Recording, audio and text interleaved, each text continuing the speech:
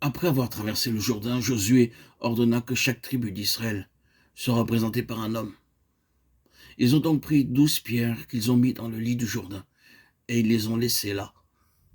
Tout Israël a été laissé dans le lit du Jourdain, représenté par les pierres portées par les 12 hommes. C'est ce que Dieu voit. Laissé là, en bas, dans ce lieu-là. Quelque chose est laissé derrière, dans le Jourdain. Ce qui traverse et parvient sur l'autre rive est un témoignage au fait que quelque chose a été laissé derrière. Parce que Gilgal suit aussitôt cette expérience. Quelque chose a été laissé derrière. Nous ne pouvons pas apporter cela de l'autre côté. Cela doit être laissé dans le Jourdain.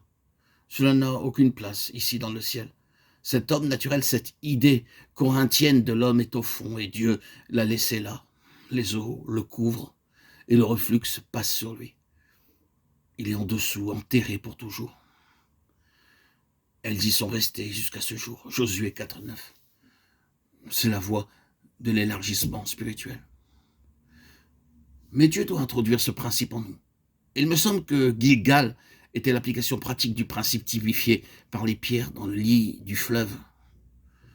Ces pierres représentaient l'union du peuple de Dieu avec Christ dans la mort et l'ensevelissement. L'homme naturel, qui était tellement en évidence dans le désert, est mis hors de sa vue. Gilgal concrétise cette vérité et l'applique perpétuellement. Colossiens 2, 11, 12 confirme cela. Nous devons éprouver en notre âme, en notre chair, l'œuvre tranchante de la croix, la mort de Christ.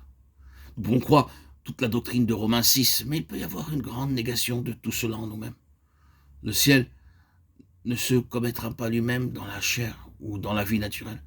Si nous sommes occupés avec nous-mêmes, parlant de nous-mêmes, de notre travail, de la manière dont nous avons été employés, et ainsi de suite, nous ne sommes pas dans les pleines valeurs d'un ciel ouvert.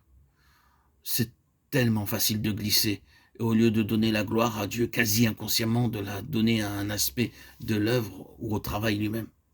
Quand cela arrive, l'atmosphère change, et les croyants, sensibles spirituellement, savent que quelque chose est arrivé. Un nuage est descendu. Le ciel est tellement transparent qu'aucune vapeur de la terre ne peut venir l'assombrir. Et cette plénitude céleste nécessite de la transparence dans notre esprit. Comme Josué était près de Jéricho, il leva les yeux et regarda. Voici un homme se tenait debout devant lui, son épée nue dans la main. Il alla vers lui et lui dit, « Es-tu des nôtres ou de nos ennemis? Les yeux de votre cœur étant éclairés pour que vous sachiez quelle est l'espérance de son appel et quelles sont les richesses de la gloire de son héritage dans les saints. » Éphésiens 1, 18.